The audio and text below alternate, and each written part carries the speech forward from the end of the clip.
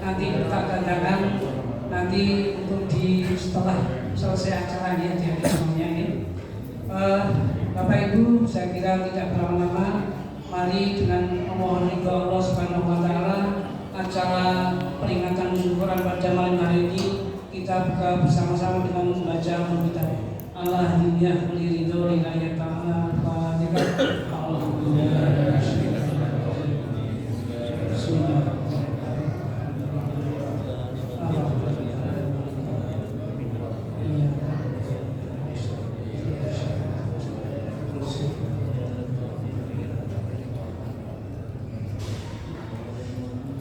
Amin.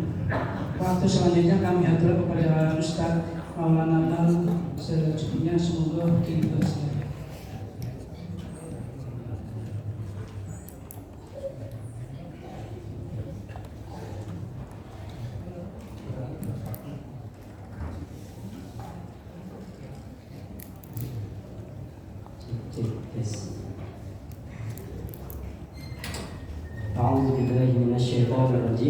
Bismillahirrahmanirrahim.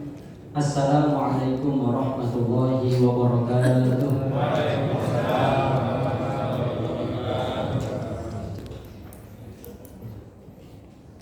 Ini ibu-ibu yang belakang belum semangat ya. Kita doakan yang mau jawab salamnya dengan semangat, insya Allah utang-utangnya segera lunas. Amin.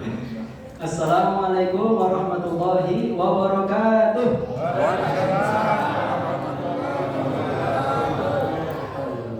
Jadi ketahuan kan? Alhamdulillahirabbil alamin. Wassalatu wassalamu ala asyrafil anbiya'i wal mursalin sayyidina Muhammadin wa ala alihi wa sahbihi ajma'in, amma ba'du. Rabbi shrah li sadri wa yassir li amri wahlul 'uqdatam min lisani yafqahu qawli. Alhamdulillah, puji syukur atas kehadirat Allah Subhanahu wa taala. Dengan sama-sama kita mengucapkan kembali alhamdulillahirabbil alamin. Pada kesempatan malam hari ini yang penuh barokah ini dengan keberkahan nuzul Quran, kita masih berikan kesempatan keistiqomahan dari iman dan Islam. Semoga kiranya Bapak Ibu panjenengan sedoyo, anak-anaknya, kita semuanya mendapatkan ridho dan keberkahan dari Allah Subhanahu wa taala. Amin ya rabbal alamin. Kemudian salawat dan salam tak lupa kita hadiahkan atas keharibaan Nabi besar kita baginda Rasulullah Muhammad sallallahu alaihi wasallam. Dan sama-sama kita harapkan syafaat beliau kelak di yaumil akhirah insyaallah. Allahumma amin. Bapak Ibu pengurus ketamiran Masjid Al-Qur'an yang kami hormati, para alim ulama, sesepuh, Bapak Ibu orang tua kami, teman-teman semuanya, adik-adik yang berbahagia. Di kesempatan malam hari ini kita akan sama-sama mengkaji tentang hikmah-hikmah dari nuzul Quran. Ini semoga bisa bermanfaat. Kita mulai terlebih dahulu dari makna nuzul Quran. Jadi nuzul itu diambil dari bahasa Arab nazala, artinya turun. Jadi peristiwa turunnya Al-Quran. Kalau dalam Quran surat Al-Qadar, a'udzubillahi minasyaitonirrajim, inna anzalnahu fi lailatul qadar. Jadi sesungguhnya kami telah menurunkannya, kata Allah, menurunkan Al-Quran pada malam Lailatul Qadar. Di ayat yang lain ada juga ya, in kuntum tu'minuna billahi wal yawmil akhir ma anzalna ala 'abdina yaumal furqan yaumal taqal jam'an. Jadi kami turunkan Al-Quran ketika dua kelompok itu bertemu, yaitu peristiwa Perang Badar tanggal 17 Ramadan. Jadi turunnya Al-Quran itu dari Lauhil Mahfuz, dari Sidratul Muntaha pertama ke Sama'id Dunya. Jadi ke langit-langit dunia itu jumlatan wahidah. Jadi semuanya turun 30 juz. Tapi dari Minas Sama'id Dunya, dari langitnya dunia itu ke bumi melalui Rasulullah SAW itu berangsur-angsur. Nah, ada yang menyebutkan 23 tahun atau lebih spesifiknya 22 tahun, 2 bulan, 22 hari. Dimulai dari sejak diangkatnya Nabi Muhammad SAW menjadi Rasul di usia 40 hingga wafatnya beliau di usia 63 tahun. Jadi itulah makna daripada nuzulul Quran. Jadi turunnya berangsur-angsur. Yang pertama kali turun itu adalah Quran surat Al-Alaq ayat 1 sampai 5 di Gua Hira. Nah, itu bertepatan pada 17 Ramadan itu. Nah, seperti itu. Kenapa Allah Subhanahu wa taala turunkan Al-Qur'an? Kalau kita lihat dalam Al-Qur'an surat Al-Baqarah, Bismillahirrahmanirrahim, Alif Lam Mim, Dzalikal kitabu la raiba fihi hudan lil muttaqin. Jadi Al-Qur'an itu turun, tidak ada keraguan padanya, untuk menjadi petunjuk, pedoman hidup bagi orang-orang yang bertakwa. Artinya ketika kita hidup ini Bapak Ibu, itu harus ada arahnya, yaitu Google Maps-nya kurang lebih, yang mengarahkan kita ke jalan yang benar. Nah, untuk apa lagi diturunkan? Kata Allah dalam Quran surat Yunus ayat 57, A'udzubillahi minasyaitonirrajim, Ya ayyuhan nasu qad ja'atkum maw'izatun mir rabbikum wa shifaa'un lima fis sudur. Jadi telah datang kepadamu pelajaran dari Tuhanmu dan penyembuh bagi penyakit hati. Jadi obat dari segala kehidupan kita ini, kegalauan, kesedihan itu ada dalam Al-Qur'anul Karim.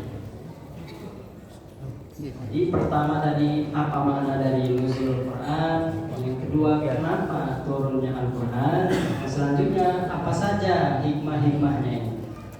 Jadi hikmahnya sebenarnya pada intinya untuk kita bisa menjalin hubungan kembali kepada Al-Quranul Karim. Nah, dengan cara apa kita membangun hubungan kita dengan Al-Quran? Nah, nanti ada beberapa. Yang pertama yaitu dengan cara mendengarkannya.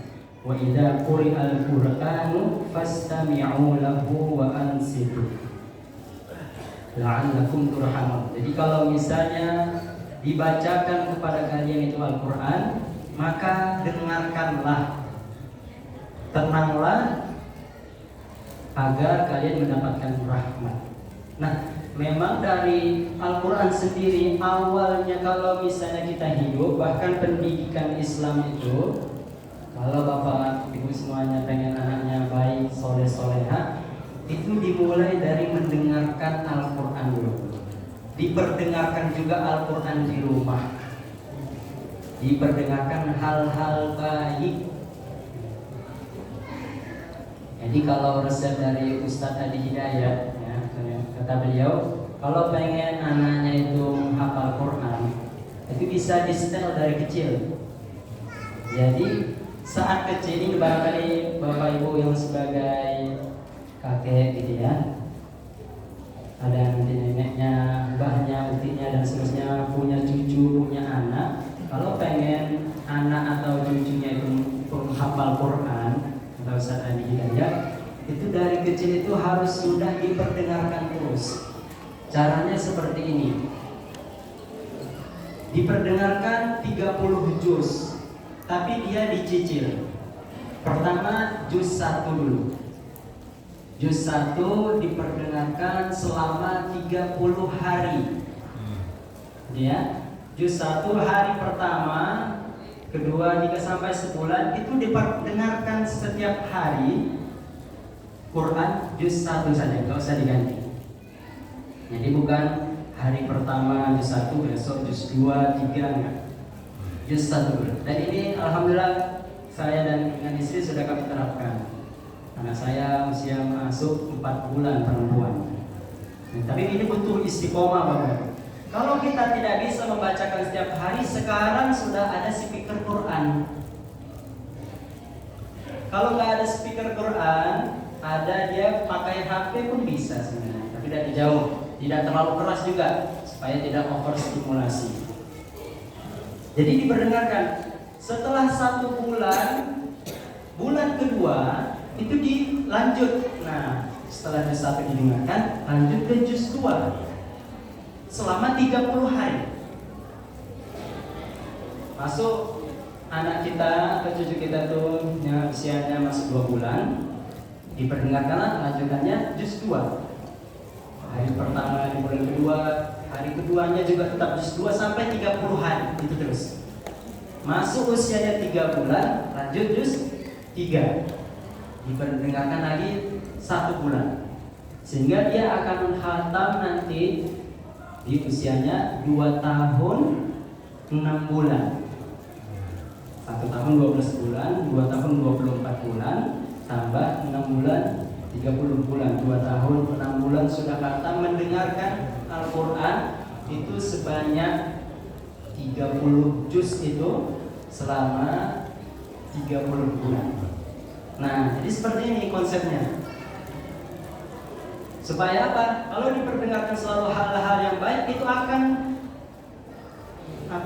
akan lengket di dalam hatinya. Makanya para ulama dulu ketika mau mendidik anaknya, ya, ibunda para ulama juga khususnya, itu ketika dalam kandungan itu pun diperdengarkan Al-Quran. Nah, jadi ini kami diajarkan seperti itu juga. Jadi diperdengarkan Al-Quran. Bahkan ketika dia masih kecil pun yang dibacakan itu tadi Al-Quran. Karena itu nanti dia akan lebih mudah untuk menghafalnya dan mengamalkannya. Jadi jangan sampai ada bayi atau lagi di kandungan yang didengarkan oleh ibundanya adalah dangdut. Dangdut keluar joget-joget nanti. Nah, bukan bermasalah. Atau yang dinyanyikan itu misalnya tintang, besok besar banyak ngutang. Nah, ini kan gawat kalau asal-asalan kita memperdengarkan hal-hal yang buruk kepada anak. Jadi orang tua zaman dulu itu selain daripada Al-Quran itu didoakan yang baik-baik. Jadi kalau anak itu lagi aktif sekali melakukan apapun, kita doakan dia yang baik-baik. Makanya Imam Al-Ghazali itu waktu Imam As-Sudais, Imam Masjidil Haram ketika kecil, ibunda beliau sudah menyiapkan makanan minuman di ruang keluarga. Jadi Imam Sudais kecil di Imam Masjidil Haram dari luar itu dolanan habis main-main dengan anak-anak atau teman-temannya. Dari luar rumah membawa sebongkah pasir di genggaman tangannya, masuk ke dalam rumah, keliling di seluruh makanan, dilempar pasirnya. Nah, kira-kira ibu-ibu di belakang, ibu, ya, kalau ada di posisi yang sama, anak panjenengan lempar pasir ke kuah polanya, supnya, semuanya. Ibu-ibu senyum atau jengkel? Pasti marah ya, nggak mungkin terima kasih matur nuwun gitu kan. Pasti emosi. Nah, ibunya Imam Sudais juga sama emosi, marah. Tapi ketika beliau emosi, beliau bilang apa? Ya Sudais, idhab ilal haram takun imaman. Ini Sudais, main-main aja sana ke Masjidil Haram, semoga jadi imam di sana.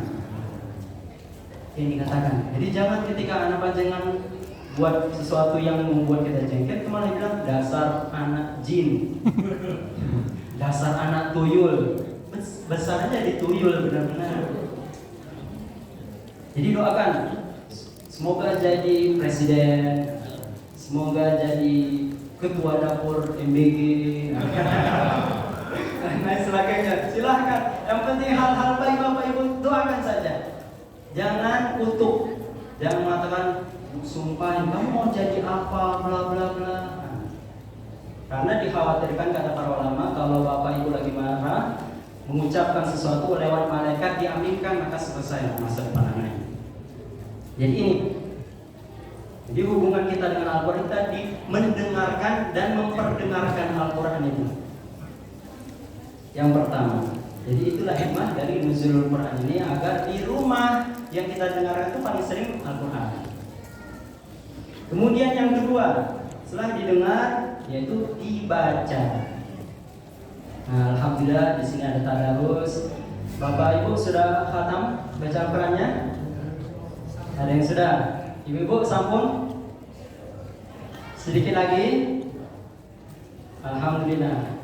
Jadi membaca Al-Quran menjalin hubungan kita dengan Al-Quran dengan cara membacanya. Kata Nabi SAW, "Iqra'ul Qur'ana fa innahu ya'ti yawmal qiyamati syafi'an li ashabihi." Bacalah Al-Quran karena dia nanti datang di hari kiamat memberikan syafaat kepada sahabat-sahabat dekatnya. Nah, semisal panjenengan itu kita ada di satu lokasi rumah, kemudian di situ terjadilah nauzubillah kebakaran. Kemudian kita lihat di samping kita ini ada anak kita. Kemudian kita lihat di sana juga ada yang sedang berada dalam kobaran api, tapi dia kita nggak kenal siapa dia. Maka kalau Bapak Ibu ada di dalam sana, siapa yang paling duluan Ibu selamatkan? Pasti yang paling dekat, yang kita kenal. Apakah itu keluarga kita, apakah anak, pasangan, apalagi bahkan sahabat kita yang kita kenal dia baik, maka itulah yang akan kita duluankan. Sama halnya nanti dengan Al-Quran, siapa yang paling sering membaca, yang mengamalkan, yang mentadabburi, maka itulah sahabat-sahabat Al-Quran. Itu caranya kita untuk mendapatkan syafaat ketika berada di hari kiamat nanti. Jadi yang pertama dengan cara mendengarkan, yang kedua membaca Al-Quran, yang ketiga memahaminya, mentadabburinya. Jadi mentadabburinya bisa dibaca terjemahannya atau tafsirannya. Seandainya pun di antara kita sangat susah tidak bisa memahaminya, paling tidak seringlah datang pengajian. Bapak Ibu ya. Di antara kita barangkali ada yang masih terbata-bata membaca Al-Quran, apalagi membaca tafsirnya makin pening, pusing. Jadi paling tidak ketika ada pengajian, maka datanglah di situ kajian tafsir, kajian apapun yang baik, maka datang. Jadi ditadabburi agar kita bisa memahaminya meskipun lewat guru. Nah, seperti itu. Misalnya dalam Al-Quran disebutkan ya, di dalam Quran surat An-Nisa ayat 5. Jadi kita diperintahkan dalam Al-Quran surat An-Nisa ayat 5 itu, wala tu'tus sufaha'a amwalakumul lati ja'alallahu lakum qiyamah. Jadi jangan pernah memberikan kepada orang yang belum balik atau belum bekerja akalnya sesuatu yang dia tidak bisa kelola. Dan itu misalnya harta yang kamu miliki. Dari sini Bapak Ibu, itu para ahli parenting bilang, kalau anak masih kecil, sebisa mungkin jangan dikasih HP. Nah, jadi banyak problem orang tua, konseling kami juga gitu ya. Itu anaknya nggak bisa dibilangin. Tapi ketika dilihat akar masalahnya, banyak orang tua yang langsung ketika anak itu rewel, solusi paling cepatnya dikasih HP. Padahal dia belum cukup. Tapi karena supaya nggak ribet, dikasih. Terus menerus akhirnya dia kecanduan main game. Gak bisa diajak ngaji, nggak mau. Kadang-kadang orang tuanya seperti itu. Karena memang dalam Al-Quran yang Allah larang. Sama halnya jangan memberikan pisau kepada anak kecil kalau dia belum masanya. Nah, jadi ini harus kita amalkan Bapak Ibu semuanya. Jadi misalnya anak panjenengan itu dilatih supaya dia melakukan hal-hal positif, tidak diberikan sesuatu ketika belum masanya. Jadi inilah yang pertama tadi mendengarkan, yang kedua membaca, yang ketiga memahaminya, dan yang ketiga cara kita membangun hubungan dengan Al-Quran adalah dengan mengamalkannya. Jadi jangan hanya sekedar dibaca, tapi dan tahu doang hukum-hukumnya, tapi juga harus diamalkan. Bapak-bapak sebagai suami, sebagai kepala rumah tangga, sebagai ayah, diamalkan seluruh yang ada di dalam Al-Quran. Kita berusaha.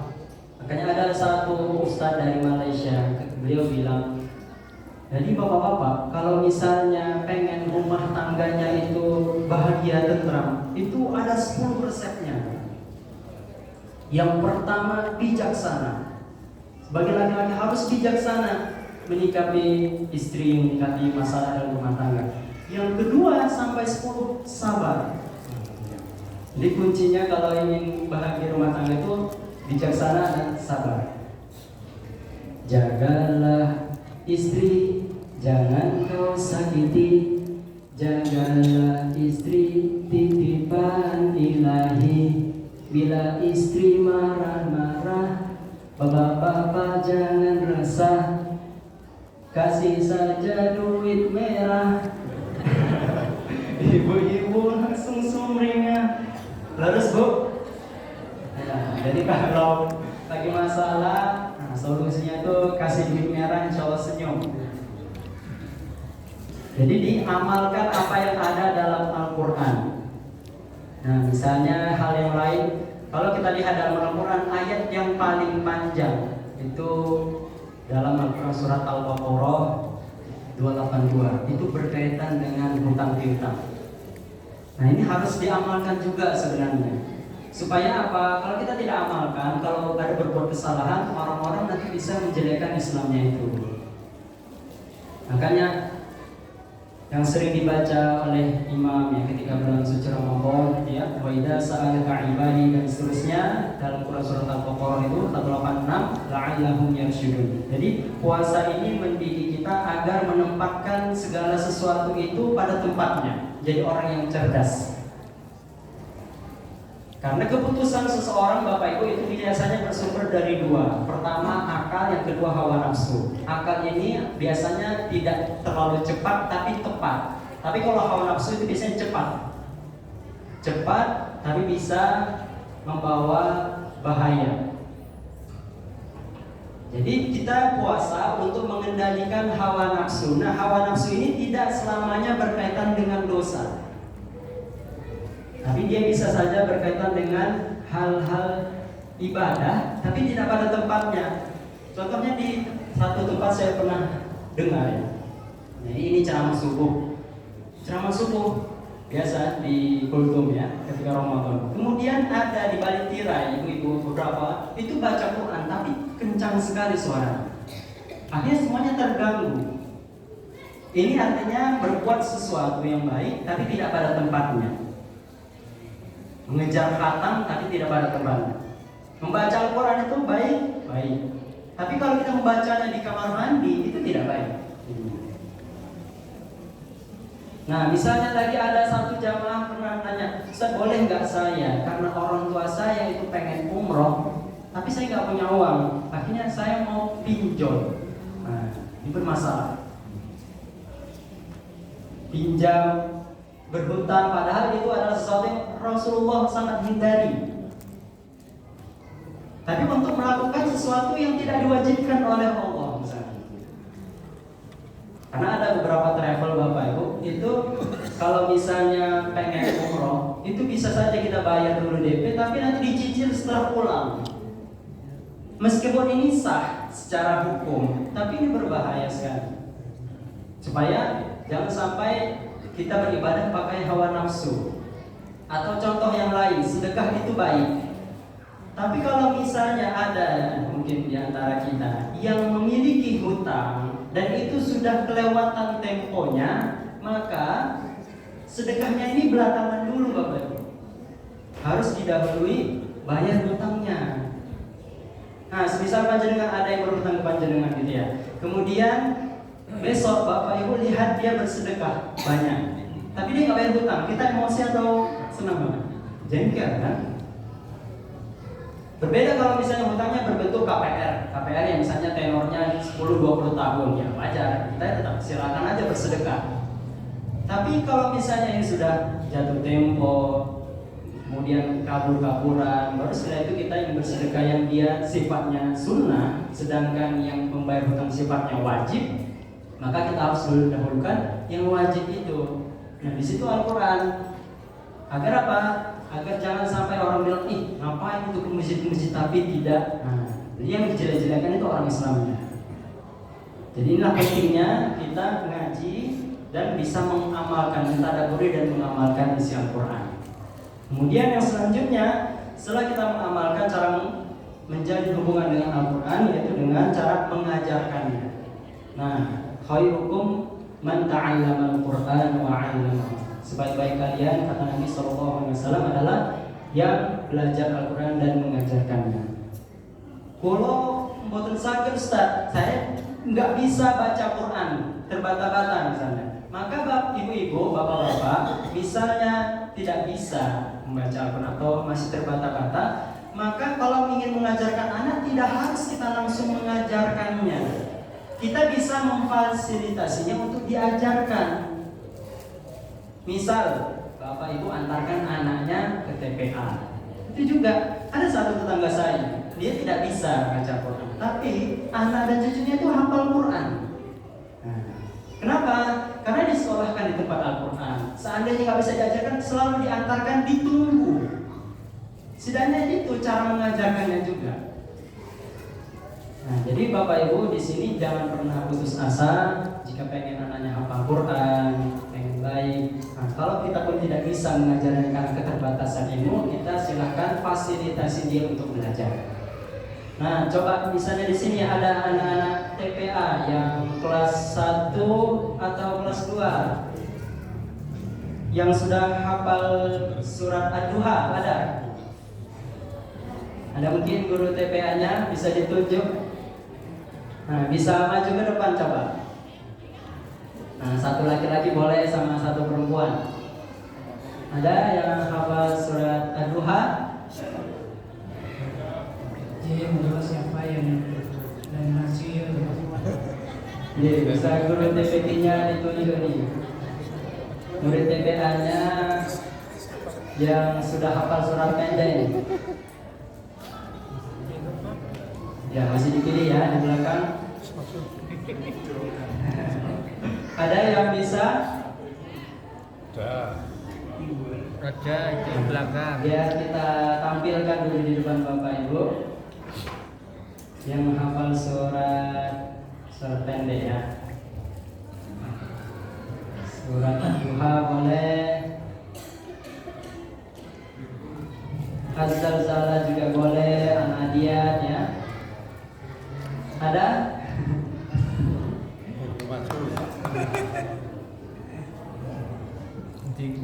Ada.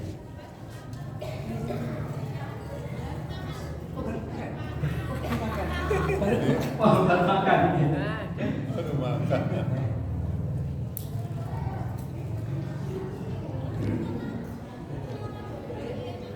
Lagi main ya.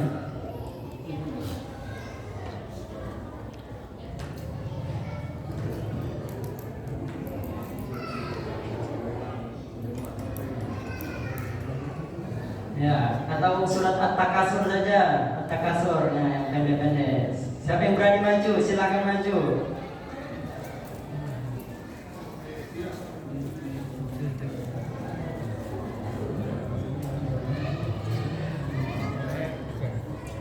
Makan. Oh, malu gitu. Baik. Oke. Nah, jadi seperti itu nanti barangkali bisa kita tampilkan ya. Jadi kembali lagi Bapak Ibu semuanya yang dimuliakan oleh Allah Subhanahu wa taala. Jadi setelah kita dengarkan, kita baca ya, kemudian kita pahami, kita amalkan, kita ajarkan, dan yang terakhir cara membangun hubungan hikmah dari nuzul Quran itu adalah supaya kita menjadikan Al-Quran sebagai pedoman hidup kita agar kita bisa tenang dan tidak terlalu khawatir dengan masa depan. Jadi misalnya Bapak Ibu lihat ya, di media sosial itu ada Dokter Gia Pratama. Jadi Dokter Gia Pratama itu dokter spesialis andrologi. Apa itu andrologi, Ustaz? Kalau di dunia perempuan itu ada dokter kandungan atau dokter obgyn. Nah, di laki-laki itu ada dokter andrologi, yaitu tentang kesehatan reproduksi dan hormon pada pria. Nah, beliau pernah ada satu podcast dengan Habib Ja'far pada saat itu. Jadi cerita-cerita kata dokter Gia ini, beliau bagus sekali untuk menjelaskan kesehatan Bapak.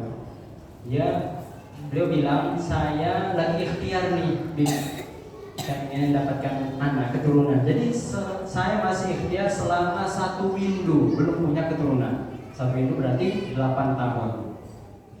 Kemudian Habib Ja'far bilang, saya juga karena belum dikaruniai anak selama 7 tahun.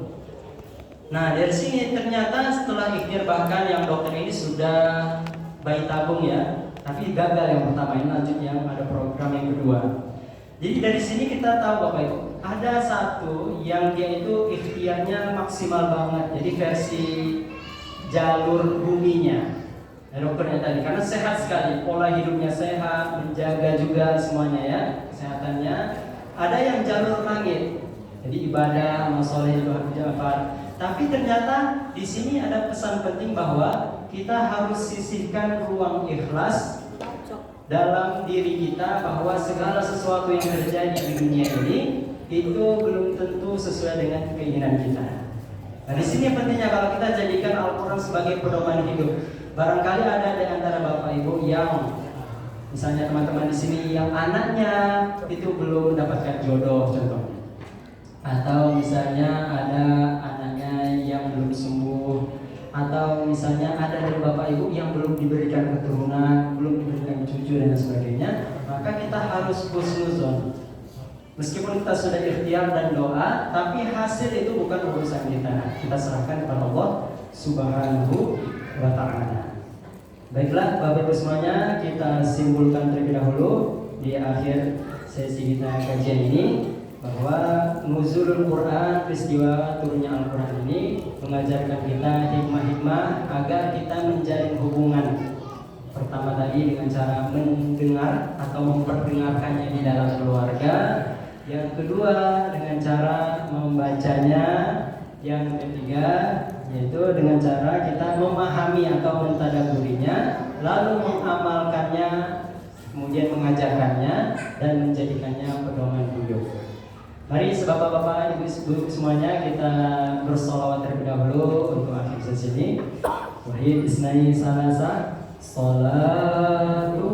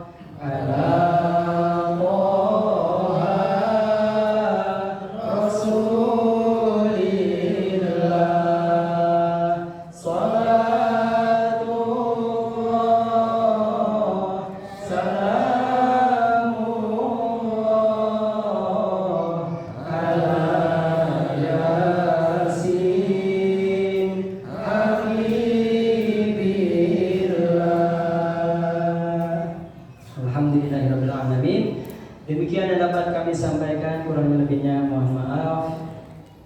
Kita tutup dengan sama-sama berdoa. Semoga Allah memberkahi majelis ilmu kita ini, khususnya bagi seluruh jamaah dan keluarga dari Masjid Al-Qanaah, insyaallah. Yang sedang sakit atau ada sedikit musibah, semoga Allah angkat penyakitnya, Allah berikan kesembuhan yang prima, insyaallah bisa beribadah secara maksimal, mendapatkan kemuliaan malam Lailatul Qadar nantinya. Anak panjenengan kita doakan menjadi anak-anak yang saleh dan salehah, dan dari pergaulan bebas,